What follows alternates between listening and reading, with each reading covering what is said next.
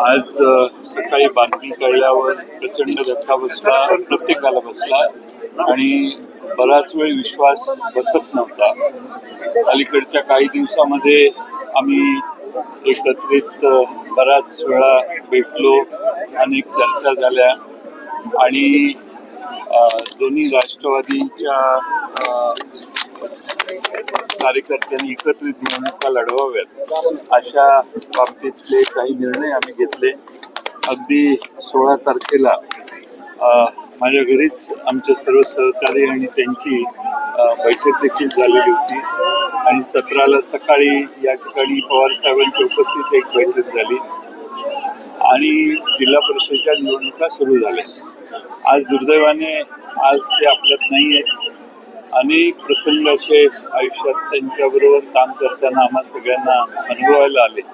मला तर बरेच प्रसंग आहेत, कारण आम्ही जवळपास 35-40 वर्ष एकत्रित काम केलेलं आहे आणि एक उमदा ठामपणा असणारा आणि धडाधून निर्णय घेणारा आणि प्रचंड कष्ट करण्याची तयारी असणारा नेता आज आपल्यातून गेलाय. महाराष्ट्राचं अतोनात नुकसान झालंय असं पाटील साहेब, खरं तर तुमच्या मैत्रीचे व्हिडिओज तुमच्या दोघांच्या मैत्रीचे व्हिडिओज आज आम्ही सोशल मीडियावर टिप्पणी असेल ती वारंवार नजरेसमोर येते आहे. असंख्य आठवणी असणार आहे, पण अशी कोणती आठवण आहे दादांच्या बाबतीतली की जी कधीही तुम्ही विसरू शकत नाही, कधीही पुसता येणार नाही, कायम स्मरणात राहील आणि अर्थात पवार कुटुंबासाठी खूप मोठं नुकसान आहे? अशा खरं म्हणजे बऱ्याच आठवणी आहेत आणि त्यांनी एक बऱ्याच वेळेला मला काही गोष्टी सांगण्याचा योग आला. अनेक प्रसंग असे आहेत की ज्यामध्ये निर्णय घेताना निर्णय होईपर्यंत वेगवेगळी मतमतांतर असली की निर्णय झाल्यावर तो मान्य करण्याची त्यांची अतिशय उत्तम अशी प्रवृत्ती होती आणि संघटनेचा निर्णय झाला किंवा त्याची अंमलबजावणी करण्याची त्यांची सवय होती आणि प्रचंड पाहिजे ती किंमत देऊन त्याच्यासाठी काम करायचा त्यांचा प्रयत्न असायचा. मला अशा अनेक आठवणी मी सांगू शकेन. मला प्रत्येक वेळेला माझ्या वेशभूषेबद्दल माझ्यावर ते टीका करायचे, टीका म्हणजे मार्मिकपणाने सांगायचे आणि त्यांचा अतिशय स्वच्छ टापटीप राहण्याचा हे होता. मला आठवते की आमच्या इस्लामपूरला साखर कारखान्यावर एकदा आले आणि त्यांनी मला सांगितलं की जरा झाडी लावली पाहिजे, झाडीच नाही आहे तिथं. आणि त्यानंतर एक 7-8 वर्षांनी परत ते आले, त्यावेळी मीच त्यांना विचारलं आता कशी वाटतात झाडी, आणि त्यांनी त्याचं कौतुक केलं.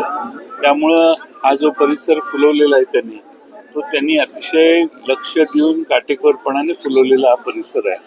माझ्याकडे त्यांच्या असंख्य आठवणी आहेत. आज या क्षणी मी सांगू शकत नाही, पण भविष्य काळात मी नक्की राष्ट्रवादी एकत्र याव्यात, एकत्र निवडणुका लढवण्याचं ठरलेलं होतं, मीटिंग झालेल्या होत्या, पण तशी वेळ समीप आली होती आणि ती गाठू शकली नाही. सकाळी चर्चा झाली, काय नेमकी चर्चा पॉझिटिव्ह होती, त्यांची भूमिका काय नेमकी असणार? त्यांची अलीकडच्या काळामध्ये ही भूमिका होती की दोन्ही पक्ष एकत्रित यावेत, एकसंघ पुन्हा आपण सगळे व्हावे आणि त्यासाठी माझ्या आणि त्यांच्या बऱ्याच बैठका देखील झालेल्या होत्या आणि त्यानंतर आमच्या पक्षाचे प्रमुख पदाधिकाऱ्यांची आणि त्यांचीही अलीकडच्या काळात बैठक झालेली होती. फक्त या स्थानिक स्वराज्य संस्थांच्या निवडणुका या आपण आघाडी करून लढवाव्यात आणि नंतर त्या बाबतीत आपण निर्णय घ्यावा अशी त्यावेळी आम्ही चर्चा केली. विमान अपघात झाला याची आता चौकशी व्हायला पाहिजे. घातपात असल्याचा संशय व्यक्त केला जातोय. या ठिकाणी याच्यावर राजकारण देखील याकडे आदरणीय शरद पवार साहेबांनी मगाशीच याच्यावर स्पष्टीकरण दिलेलं आहे. पण विमान अपघात म्हटला की त्याची चौकशी होतेच. ब्लॅक बॉक्स मिळून त्याचं रिडिंग होऊन त्यात काय शेवटच्या काही क्षणात घटना घडल्या या पुढं आल्याशिवाय अंतिम निष्कर्ष काढता येणार नाही. पण एकंदर बघितलं तर वैमानिकांनी 2 फेरेवर मारलेले होते आणि ती एअरस्ट्रीपच जरा उंच आहे, एक 50-100 फुटाचं तिन्ही बाजूने खाली खड्डा आहे, शेत खाली आहे आणि हे भराव करून ते एक्सटेन्शन केलेली एअर स्ट्रीप आहे आणि त्यामुळं पायलटला कदाचित लक्षात आलं नसेल की आपण एअर स्ट्रीपवर उतरतोय का बाजूला उतरतोय आणि त्यामुळं हा अपघात झालेला असा आहे. आणि त्याला ज्यावेळी कळलं की धुक्यामुळं असं म्हणतात, पण माझ्या माहितीप्रमाणे तिथे जे सगळे उपस्थित होते त्यांचं म्हणणं होतं की असं काही धुकं नव्हतं त्यावेळी. त्यामुळं अपघात कसा झाला, काय झाला, टेक्निकल फॉल्ट होता का, एअर स्ट्रीप सोडून बाजूला विमान का गेलं याची साधारण माहिती ब्लॅक बॉक्स बाहेर आल्यानंतर, त्याची माहिती कळल्यानंतर मला वाटतं कळेल. सातत्यानं विमान अपघात होत आहे, अहमदाबाद एअर क्रॅश त्यामुळे सुरक्षेचा मुद्दा कुठेतरी उपस्थित केला जातोय. तिचं वातावरण ही खाजगी विमानं जी आहेत आणि हेलिकॉप्टर्स यांचा मेंटेनन्सचा प्रोटोकॉल व्यवस्थितपणाने पाळला गेला पाहिजे. पण आज तेच विमान घेऊन मला वाटतं ते आदल्या दिवशी इथून मुंबईला गेलेले आणि हर्षवर्धन पाटील साहेबांच्यावर एक कार्यक्रमात ते होते आणि दुसऱ्या दिवशी ते सकाळी त्याच विमानाने परत आले.